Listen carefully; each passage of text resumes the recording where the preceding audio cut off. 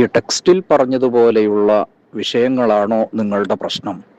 എന്നാൽ വളരെ സിമ്പിളായിട്ട് 3 അമലുകളിലൂടെ, 3 കർമ്മങ്ങളിലൂടെ നമ്മൾക്കതിനെ മറികടക്കാൻ പറ്റും. ഒന്ന്, സൂറത്തുൽ ളുഹ പതിവാക്കുക എന്നുള്ളതാണ്.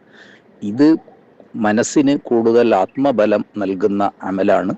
മറ്റൊന്ന്, റളീന ബില്ലാഹി റബ്ബൻ വബിൽ ഇസ്ലാമി ദീനൻ വബി മുഹമ്മദിൻ സല്ലല്ലാഹു അലൈഹി വസല്ലം നബിയ എന്ന ദിക്ർ പതിവാക്കുക എന്ന് പറയുമ്പോൾ സുബഹിക്ക് ശേഷം അല്ലെങ്കിൽ മഗ്രിബിന് ശേഷം നിങ്ങൾക്ക് കഴിയുന്നത്ര എണ്ണം ശീലമാക്കുക എന്നുള്ളതാണ് അർത്ഥമാക്കുന്നത്.